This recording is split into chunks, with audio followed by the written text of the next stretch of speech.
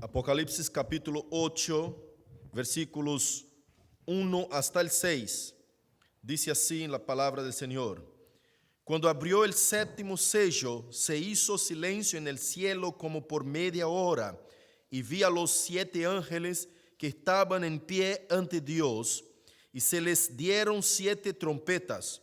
Otro ángel vino entonces y se paró ante el altar con un incensario de oro, y se le dio mucho incienso para añadirlo a las oraciones de todos los santos sobre el altar de oro que estaba delante del trono. Y de la mano del ángel subió a la presencia de Dios, el humo del incienso con las oraciones de los santos. Y el ángel tomó el incensario y lo llenó del fuego del altar y lo arrojó a la tierra, y hubo truenos y voces y relámpagos y un terremoto. Y los 7 ángeles que tenían las 7 trompetas se dispusieron a tocarlas.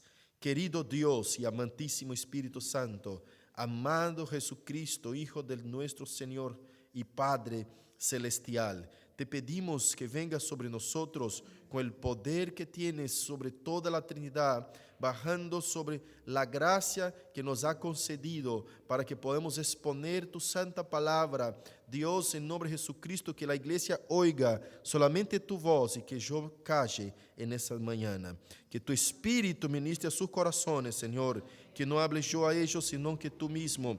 Y además de hablar a ellos, hable también a mi corazón, Señor, porque como dice tu santa y misma palabra, la palabra de Dios es una espada de 2 hilos que corta para allá y para acá. Señor, así enséñanos tu santa palabra. Corríjanos y hable a nuestro corazón. Edifíquenos en esta mañana para que podamos crecer en plenitud del Evangelio de Cristo Jesús, Señor nuestro. Amén y amén. Pueden tomar sus asientos. Hermanos amados, nosotros, si vamos a hacer un breve resumen de los capítulos que estudiamos hasta ahora, así de una forma muy singular, quiero rápidamente hablar sobre el concepto y la estructura del libro de Apocalipsis. El capítulo 1 nosotros vimos la visión del Cristo glorificado, y el capítulo 2 y 3 nosotros nos recordamos que estudiamos las cartas, las 7 epístolas a las iglesias, que significa la plenitud de un mensaje único a la iglesia única e invisible del Señor Jesucristo. El cuarto capítulo, nosotros tenemos y vemos ahí la gloria y la plenitud del trono de Dios. El quinto capítulo, hasta el 11, nosotros vemos la consumación del propósito divino de Dios, pero nosotros vemos ahí que no llegamos todavía al capítulo 11, pero es como un largo camino hasta el capítulo 11, desde el capítulo 5, para tenermos en cuenta la idea de esa consumación del propósito divino. Pero el capítulo 5, el quinto capítulo de Apocalipsis, nosotros recordamos que vimos el libro sellado y que el Mesías lo tomaba de la mano de aquel que está sentado sobre el trono. En capítulo 6 de Apocalipsis nosotros estudiamos los sellos, los 7 sellos, y también en el capítulo 7 nosotros vimos el desarrollo del séptimo sello, ¿no? El capítulo 7 nosotros vimos el desarrollo de ese sexto sello. Y en ese capítulo 8 nosotros estamos empezando a ver las 7 trompetas de Dios. Las 7 trompetas. Esas 7 trompetas, así mirando de una forma rápida y de una forma singular, digamos así, breve, nosotros vemos que Apocalipsis entonces hay un desarrollo de los sellos, y dentro del sexto sello vemos el último día, el día del Señor, y en el séptimo sello vemos que se desarrolla 7 trompetas, abren 7 trompetas, y la séptima trompeta se desarrollan 7 copas, y eso es todo el libro de Apocalipsis, del capítulo 12 hasta el último capítulo, el capítulo 22, nosotros vemos el desarrollo a detalle de esas secciones anteriores. Así que hemos estudiado y trabajado con 7 secciones paralelas, 7 secciones que repiten la misma historia de ángulos diferentes y de formas diferentes, contadas de formas diferentes. Estoy haciendo como un trasfondo para que usted venga a recordar de lo que hemos estudiado hasta ahora. Vimos el capítulo 1 hasta el capítulo 3 como secciones, ahora te presento. Cristo en medio a los 7 candeleros de oro. Y el capítulo 4 hasta el capítulo 7, la segunda sesión, nosotros estudiamos el libro con los 7 sellos. Es toda una sesión centrada en el libro con sus 7 sellos. Y estamos arrancando la tercera sección paralela, que es capítulo 8 hasta el capítulo 11 de Apocalipsis, que vamos a estudiar las 7 trompetas del juicio. Pero 2 veces hemos contemplado con admiración cómo fue desarrollando el panorama de la historia de la iglesia. Vimos los candeleros en medio de ellos al Hijo del Hombre. Oímos su voz amonestar con ternura, reprobar encarecidamente y prometer con generosidad. Al leer las 7 bellísimas epístolas, parecía como si el Señor estuviera acercándose cada vez más a nosotros hasta que le vimos llamar a la puerta misma. Luego, cuando estábamos anhelando el pleno cumplimiento de su promesa de entrar y cenar con nosotros, cesó la visión, pero su impresión sobre nuestra alma es indeleble. A través de nuestras lágrimas amargas vemos a nuestro Salvador muy cerca de nosotros, lleno de un tierno amor y de ese poder sustentador. Lo vemos como la luz del mundo. Esa luz está resplandeciendo por medio de nosotros. Y sepa usted, las 7 iglesias son los 7 candeleros. Capítulos 1 al 3 de Apocalipsis. De nuevo, las edades vuelven atrás en su vuelo. Hasta el momento mismo de la ascensión de nuestro Señor, sorprendidos, vimos una puerta abierta en el cielo. Mirando por esta puerta, vimos un trono del cual salían relámpagos, truenos y voces. Por medio de antífonas de gratitud, los seres celestiales que rodeaban el trono estaban testificando de la soberanía de aquel cuyo semblante quedó oculto detrás del ilustre brillante del diamante y el rojo ígneo del sardio. De repente vimos aquel acontecimiento central, es decir, la coronación de Jesús, quien tomó el rollo de la mano derecha del Señor en el trono. Oímos a un anciano que decía: no llores, he aquí que el león de la tribu de Judá ha vencido. Por lo tanto, cuando se abrió el primer sello, no nos sorprendió ver a este mismo Jesús que salió venciendo y para vencer, pero este jinete sentado sobre el caballo blanco es seguido siempre por el que está sentado en el caballo bermejo. Donde quiera que nuestro Señor Jesucristo empiece a esgrimir su cetro espiritual, Satanás comienza a blandir su espada. Los sellos describen el desarrollo de la historia y la persecución de la iglesia por el mundo. Y no solamente la persecución, sino toda clase de pruebas y tribulaciones. Por medio de la visión de la sangre de las almas que están clamando debajo del altar, recibimos la seguridad de que la matanza de los santos será vengada. Aunque se reserva la tribulación final y completa para aquel gran día de Jehová, aún ahora los sellos de la persecución son seguidos muchas veces por las trompetas de juicio. Pero antes de la introducción de las trompetas, la iglesia militante es sellada con el objetivo de protegerla de todo daño. Finalmente, vimos a la iglesia triunfante que ha salido de la gran tribulación y se regocija siempre en la presencia inmediata y gloriosa del Cordero. Capítulo 4 al 7. Ahora todo está listo para las trompetas del juicio. Estas trompetas de juicios, capítulo 8 al 11, indican una serie de calamidades que ocurren muchas veces durante toda esta dispensación. No simboliza eventos individuales y distintos, sino que se refieren a las calamidades que se pueden ver cualquier día del año en cualquier parte del mundo. Por tanto, las trompetas sincronizan con los sellos. Calamidades terribles suceden a los malos con el fin de castigarlos por su oposición a la causa de Cristo y por su persecución a los santos.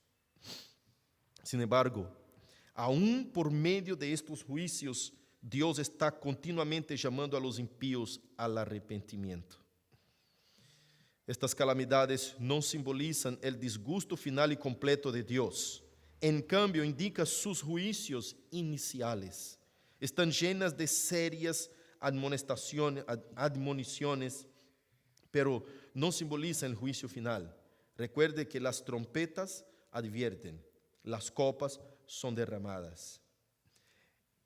Es por esta razón que las trompetas no afectan toda la tierra, sino una tercera parte de ella: el mar, las aguas, el sol, la luna, las estrellas. La función misma de las trompetas es la de advertir. Ezequiel capítulo 33, versículo 3. Observe que estas trompetas de juicio afectan a las diferentes partes del universo, la tierra, el mar, etc. No hay refugio alguno para los malos. Sin embargo, se puede ver un cierto orden. Las primeras 4 trompetas causan daño a los malos en su ser físico. Las últimas 3 causan angustia espiritual. El infierno mismo es desatado. Se expresan estos juicios en un lenguaje que nos recuerda las 10 plagas de Egipto. Note el granizo y el fuego en Apocalipsis 8:7.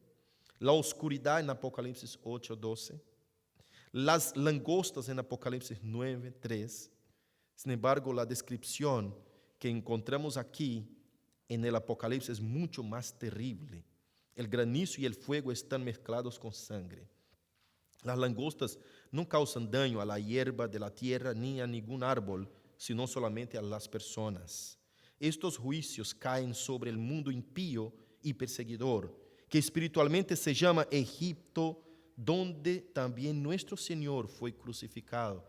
Capítulo 11, versículo 8 de Apocalipsis. Pero no causa daño a los creyentes. Y en ese momento entramos en el capítulo 8 de Apocalipsis. Ese es un resumen de todo lo que estudiamos hasta ahora. Capítulo 8 de Apocalipsis, nosotros vimos algo muy especial, algo muy específico y muy poderoso que se llama la oración de los santos. Parece que Dios quiere hablar algo con la iglesia respecto a la oración. Estamos hace mucho hablando acerca de la oración y el Señor nos dio una palabra acerca de la oración el domingo pasado con el reverendo José João, que vino de Brasil, y sin comentarle nada, el Espíritu Santo simplemente le dijo para hablar acerca de la oración. Y ahora estamos justo en el capítulo 8, en donde el Señor nos revela el poder de la oración y algo precioso sucediendo en el cielo. Hay un silencio en el cielo. Cuando se abre el 7º sello, se hizo silencio en el cielo como por media hora. Y vi a los 7 ángeles que estaban en pie ante Dios y se les dieron 7 trompetas. Otro ángel vino entonces y se paró ante el altar con un incensario de oro y le dio mucho incienso para añadir a las oraciones de todos los santos. Hay comentaristas que dicen que estos incensos es la misma oración de Jesucristo añadida a nuestra oración para reflejar el poder y toda la potencia que tiene la oración ante el trono de Dios. Así que el mismo Espíritu Santo intercediendo por nosotros, el clamor de Jesucristo por nosotros, la intercesión de nosotros, de Cristo y de la iglesia, del Espíritu Santo por nosotros como iglesia, llega al trono de Dios. Es decir, el incienso fue añadido a la oración y al clamor de los santos. Así que nuestras oraciones no van solas, no llegan solitas a la presencia de Dios. El mismo Espíritu Santo, así dice la palabra de Dios, que cuando nosotros no tenemos fuerza más para orar, cuando nosotros no sabemos con qué palabra orar, porque no sabemos orar como conviene, dice así la palabra de Dios, el mismo Espíritu Santo intercede por nosotros con gemidos indecibles. Es decir, cuando el ángel llega, se acerca y para ante el trono de Dios con las oraciones del santo, llega con los incensos, es decir, acá están las oraciones de los santos, pero no está solo su clamor, porque el clamor de nosotros es un clamor de pecado, es un clamor pecaminoso, es un clamor quizás egoísta, es un clamor que no es digno de llegar a la presencia de Dios. Entonces los ángeles añade a ese clamor el mismo poder del Espíritu de Dios, el clamor mismo de Dios mismo, llegando ante el trono de Dios y como purificando nuestra oración y llegando a la presencia del altar de Dios, diciendo: ahora está digna la oración de los santos, añadida por los incensos y los incensarios, que representa esa purificación al clamor de la iglesia y de los santos de la tierra ante el altar del Altísimo. Y llegan nuestras oraciones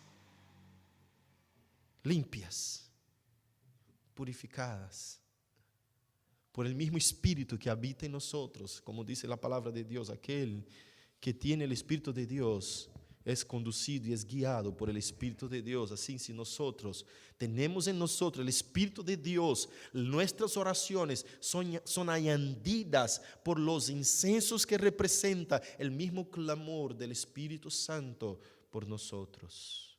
Pero tenemos que tener el Espíritu Santo morando en nosotros. Y si tenemos el Espíritu Santo morando en nosotros, ya no somos nosotros mismos que pedimos, sino que el Espíritu Santo intercede también por nosotros, purificando este templo en donde reside toda clase de pecado y de maldad.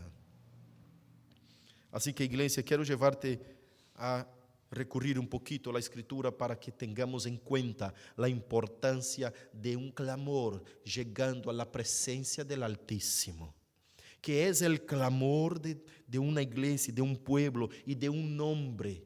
¿Se recuerda el texto que leímos hoy en Ezequiel, capítulo 22? Y el versículo 30 dice que Dios buscó una persona, un hombre que orara, que clamara por Jerusalén, por el pecado del pueblo de Dios, y no encontró ninguno que se pusiera en la brecha. Por eso Dios dijo: así dijo Jehová, yo destruiré ese pueblo. Vamos, por favor, en Génesis capítulo 18, versículo 21, conocer un poquito la historia de Sodoma y Gomorra, el clamor que llegaba a la presencia del Señor y del altar del Todopoderoso. Génesis capítulo 18, si usted puede abrir conmigo, versículo 21, por ejemplo, dice así. Desde el 20 dice: entonces Jehová le dijo: por cuanto el clamor contra Sodoma y Gomorra se aumenta más y más, y el pecado de ellos se ha agravado en extremo, descenderé ahora y veré si ha consumado su obra según el clamor que ha venido hasta mí, y si no, lo sabré. Alguien estaba clamando, pero estaba clamando en contra del pecado de la ciudad. Y cuando vemos esta situación ocurriendo, vemos que Abraham se acerca, versículo 23, se acercó a Abraham y dijo: destruirás también al justo con el impío. Y ahí hay un hombre clamando por el justo de la ciudad. El clamor del pueblo, de la oración, llega a la presencia de Dios al punto de descender Dios del cielo a ver qué está ocurriendo. a ver Dios qué está pasando para contestar la oración de los santos. Y Abraham empieza a charlar con Dios como un amigo, diciendo: ¿acaso destruirás tú el justo con el impío? Y al cabo del texto vemos que no había siquiera un justo en Sodoma y Gomorra, sino que por el clamor de Abraham, el Señor quita a Job de Sodoma y Gomorra. Pero vemos una oración y un clamor, quizás sea mismo de Lot, perdón, Job no, Lot. Quizás Dios sea ese clamor mismo de Lot, clamando por destrucción de esta ciudad, porque estaba imposible vivir allí. Te invito también a abrir Génesis 19, versículo 13, que sigue la culminación de este clamor, cuando Dios envía 2 ángeles para destruir a esta ciudad. Capítulo 19, versículo 13, dice así: porque vamos a destruir a este lugar, por cuanto el clamor contra ellos ha subido de punto delante de Jehová. Por tanto, Jehová nos ha enviado para destruirlos. ¿Sabes qué es el clamor de una oración? ¿Usted te da cuenta que eso hace con que Dios envíe ángeles? Envíe ángeles para destruir, tanto como para proteger. Te invito todavía a Éxodo, capítulo 2, versículo 23. Cuando el pueblo de Israel está esclavo en el Egipto y empiezan a clamar a Dios si por favor los libre de la esclavitud. Éxodo capítulo 2, versículo 23, dice así: aconteció que después de muchos días murió el rey de Egipto, y los hijos de Israel gemían a causa de la servidumbre y clamaron. Y subió a Dios el clamor de ellos con motivo de su servidumbre. Y oyó Dios el gemido de ellos, y se acordó de su pacto con Abraham, Isaac y Jacob. Y miró Dios a los hijos de Israel y los reconoció Dios. Aleluya. El clamor llegó a la presencia de Dios y oyó Dios el clamor ese. Capítulo 3, versículo 7, dice: dijo luego Jehová: bien he visto la aflicción de mi pueblo que está en Egipto, y he oído su clamor a causa de sus exactores, pues he conocido sus angustias. Vamos todavía a 1 de Samuel, capítulo 5, versículo 12. 1 de Samuel, capítulo 5, versículo 12.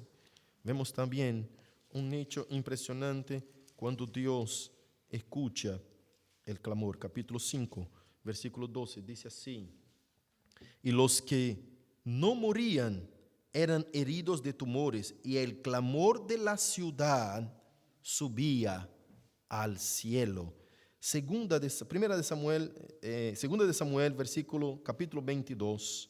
Segundo libro de Samuel, capítulo 22, versículo 7. Abra rápidamente y lea conmigo, por favor.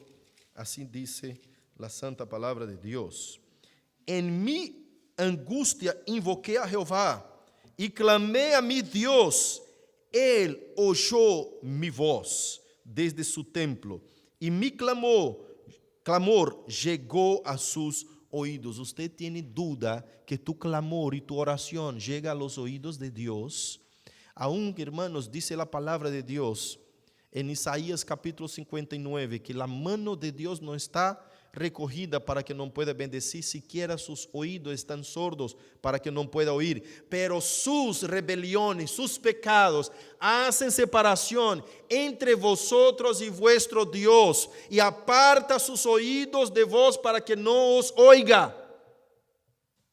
La única cosa que separa la oración de un justo en la presencia de Dios es el pecado. Pero ¿qué día vamos a estar en oración, pastor? Porque estamos siempre con un pecado en nuestra vida.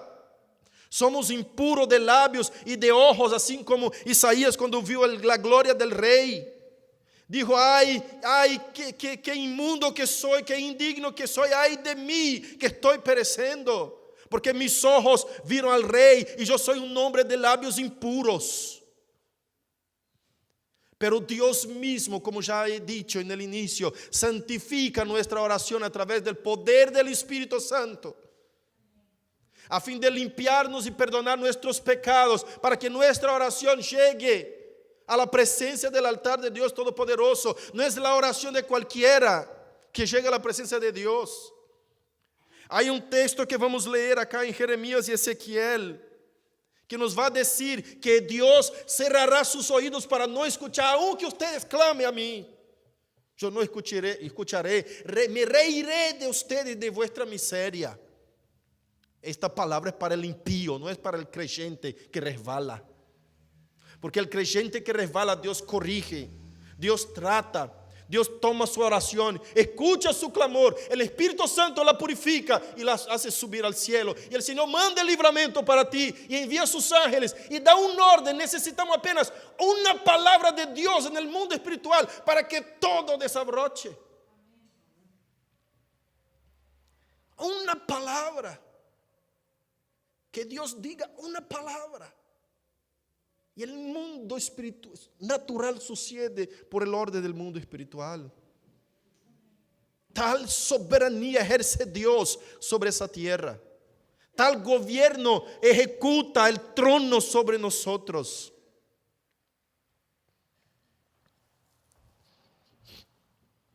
No te olvides que Dios escucha tu clamor. Si usted supiera cuán importante y cuánto poder tiene tu clamor, usted viviría de rodillas al piso. Usted no iba a pelear con tus manos. Usted no iba a pelear con tu fuerza. Usted iba a pelear de rodillas. Yo escuché un testimonio hace muchos años atrás de un macumbero que quería matar a un creyente. Era vecino del creyente y un bandista vivía ahí y quería matárselo. Entonces vino una mujer, una madre de santo, de Babal y Laurechá de santo, que sé yo, un montón de cargos de rango sobre ella. Y dijo, no toquen a esa gente. Ese tipo es creyente. Ese tipo hace la reza con los pies para atrás. ¿Qué es la reza con los pies para atrás? Es la reza de rodillas, la oración de rodillas. Esa clase de gente usted no toca en ellos. Si usted hace un trabajo en contra de ellos, mientras más usted hace un trabajo para que mueran, más engordan. Más quedan sadios, más quedan lindos, más quedan hermosos. Es peor, no haga nada contra de ellos, porque no agarra nada en ellos. Así ya conoce Satanás acerca de nosotros. Imagínate que nosotros a veces no conocemos acerca de nosotros más que conoce Satanás. Satanás conoce más el poder de Dios que a veces muchos cristianos. Y a veces el mismo cristiano está entregando el poder de su vida en las manos más de Satanás que el poder de Dios, cuando éste tiene miedo que el diablo entre en su casa y haga cualquier cosa en contra de su vida, sino que usted que confía en Dios tiene que vivir la confianza en Dios y clamando a Dios, sabiendo que Dios envía al ángel y la protección para tu vida. Muchas veces dejamos de creer que la oración tiene un poder especial. El mismo Jesús oraba a Jesucristo siendo el mismo Dios. El hombre que más ha orado en la historia de la humanidad fue Jesucristo. Él ha orado y tampoco ha solamente orado, Él también nos ha enseñado a orar. Jesús se acerca con sus discípulos y nos enseña la oración del Padre Nuestro. Jesús se acerca con sus discípulos y va al monte. ¿Por qué al monte, pastor? Porque es un lugar retirado para orar. Y oran y claman y dice la palabra que pone su rostro al piso. Por eso digo, hermanos, si usted puede orar de rodillas, no ore sentado en nombre de Jesucristo. Si puede orar marchando, caminando, como a veces oramos, ore así, o de rodillas, pero no ore sentado como si estuviera ahí descansando. Es para mí, un desrespeto con el altar de Dios, con el altar de Dios. Quien está sentado en el altar es el Señor, no somos nosotros. Se acercamos ante la presencia del altar de Dios, a menos que usted no vislumbre en tu mente, no logre ver cuando está de rodillas en la presencia de Dios, entrando en oración, usted no logre ver el altar poderoso de Dios y usted acercando como un gusanito chiquito ante el gran sol, que es Dios, a punto de que sea freído por su presencia.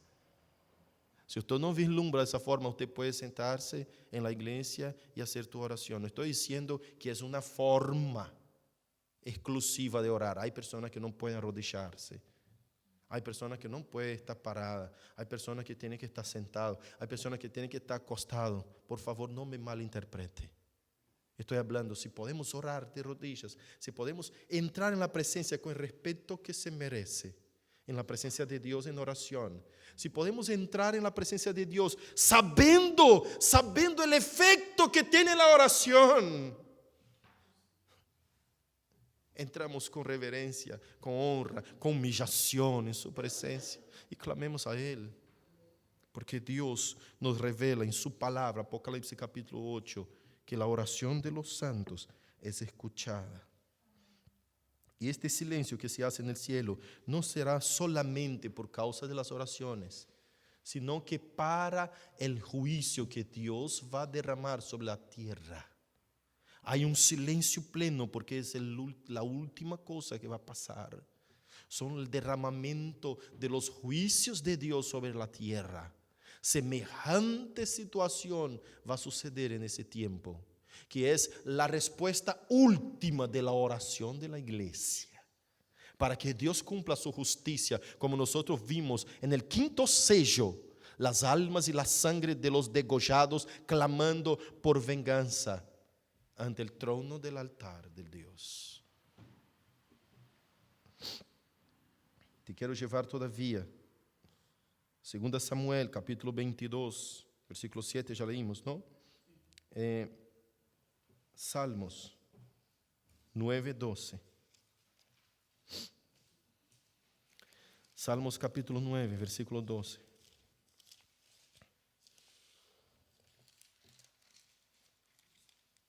Que dice así: porque el que demanda la sangre se acordó de ellos, no se olvidó del clamor de los afligidos.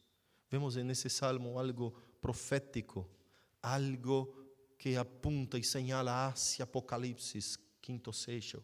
El clamor de los degollados, la sangre de los degollados clamando. El Señor no se olvidó de los afligidos, no se olvidó el Señor del clamor.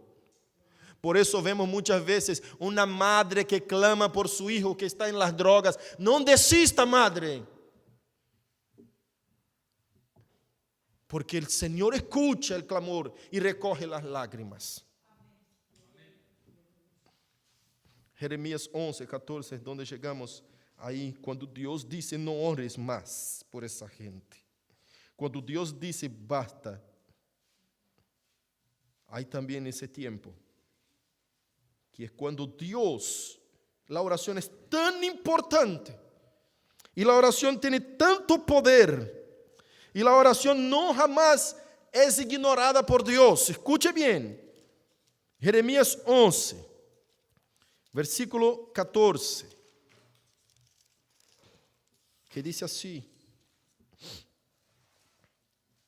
tú pues no ores por este pueblo, ni levantes por ellos clamor ni oración, porque yo no oiré en el día que en su aflicción clamen a mí.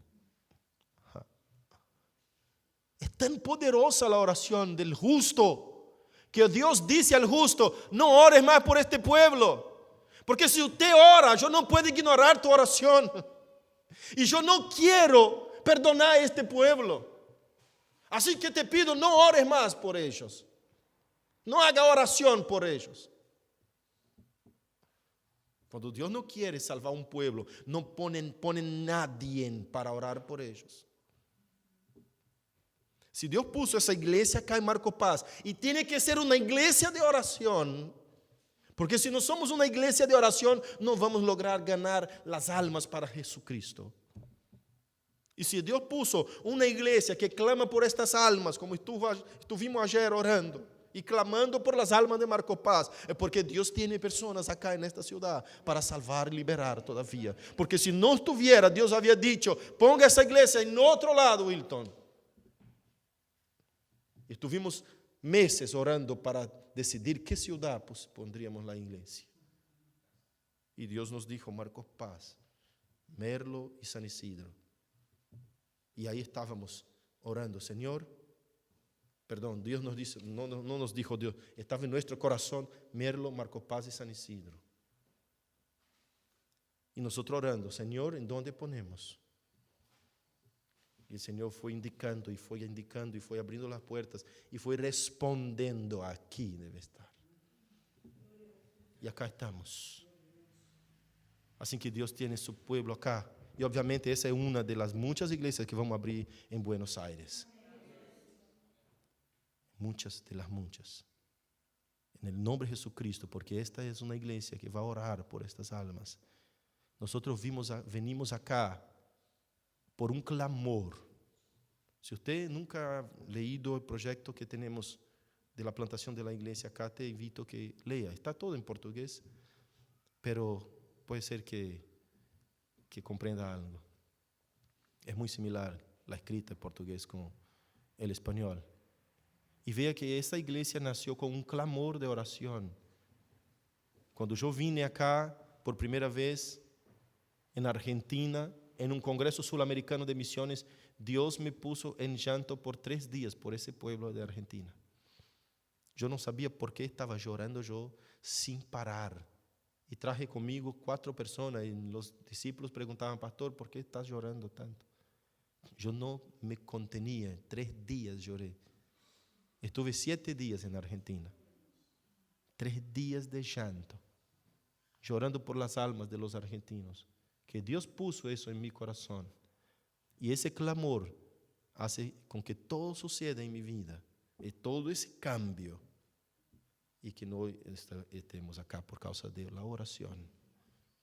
Así que iglesia, comprenda el poder de la oración en nombre de Jesucristo. Te llevo todavía, y por última vez, vamos a leer el libro de Ezequiel, versículo 22, capítulo 22, versículo 30. Ezequiel 22, 30, y dice, y busqué entre ellos hombre que hiciese vallado y que se pusiese en la brecha delante de mí a favor de la tierra para que yo no la destruyese, y no lo hallé. Dios busca hombres que estén orando. Cuando Dios quiere salvar un pueblo, cuando Dios quiere realizar algo, Dios pone en el corazón de la gente la oración. Cuando Dios va a destruir una ciudad, Dios busca si hay alguien orando por esta ciudad. Dios busca algún clamor a favor de la ciudad.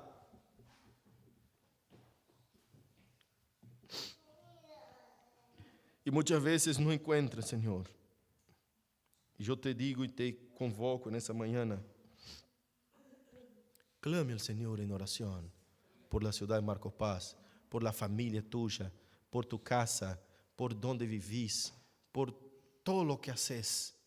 Recuerde de doblar tu rodilla ante la presencia del Señor cuando esté frente a un problema.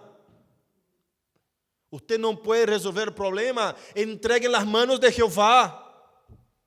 Usted no puede.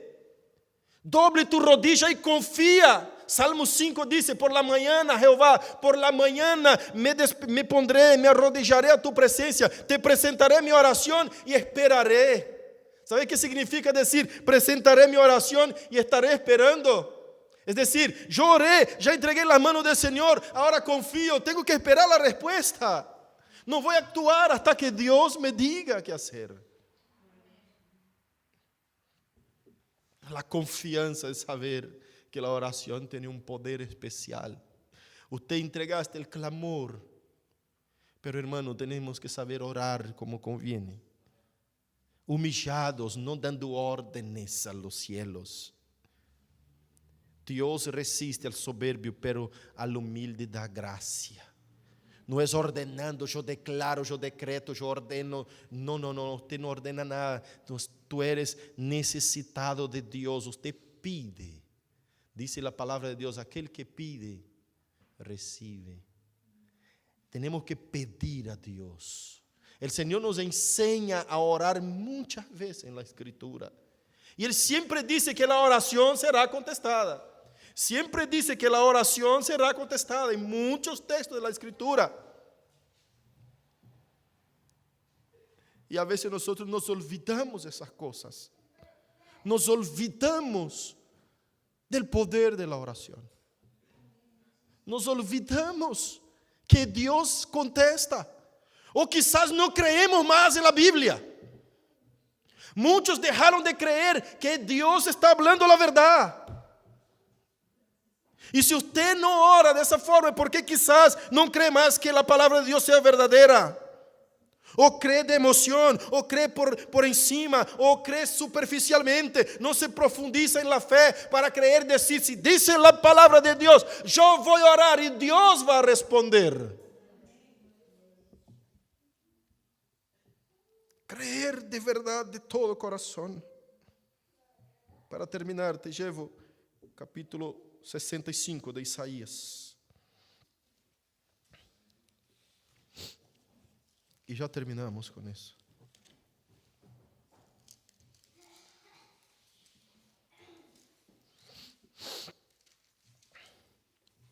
Isaías 65, versículo 19.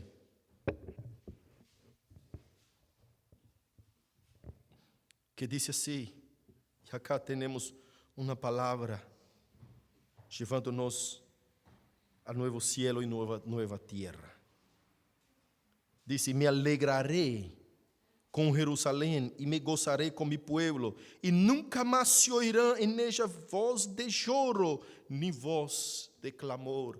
Allá en el cielo, en la nueva Jerusalén, es que no necesitamos más llorar y clamar a Dios. Allá no hace falta más, porque estaremos con Dios y Él será nuestra luz para siempre. Allá no habrá más necesidad de oración, porque estaremos siempre en la presencia del Señor. Pero mientras estamos acá en esta tierra, tenemos que clamar a Dios. Tenemos que orar y que Dios escuche la voz del llanto, que Dios escuche la voz del clamor de nuestro corazón. En el nombre de Jesucristo, que esta palabra de Dios sea fuerte y poderosa en tu corazón. Y que tu vida de oración cambie en nombre de Jesús. Comprendiendo que los ángeles llegan ante la presencia del Señor y ante el gran trono, llevando el incensario con las oraciones de los santos. Que Cristo nos bendiga y nos haga comprender mejor su santa palabra. Quédense parados y vamos a orar. Querido Dios, te alabamos, Señor, por tu palabra. Te agradecemos porque tu Espíritu es quien nos conduce a la verdad. Tu Espíritu es quien, Señor, nos puede hacer ver y abrir los ojos para que comprendamos, Señor, la importancia y el poder que la oración tiene.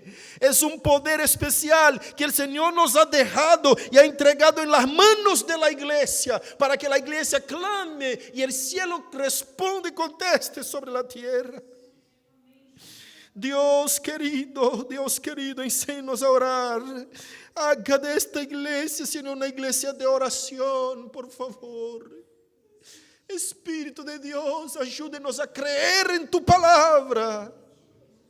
Que muchas veces dudamos que tú vas a hacer. Oramos con tanta falta de fe. Oramos con poquísima confianza, pensando que es como orar, es como si no oráramos. Y orar y no orar es lo mismo. A veces, Señor, nos pide para orar por una determinada situación y pensamos que es apenas una oracióncita nomás, que eso no tiene ningún efecto. Pero es mentira, la palabra de Dios dice que la oración es respondida. Señor, enséñanos.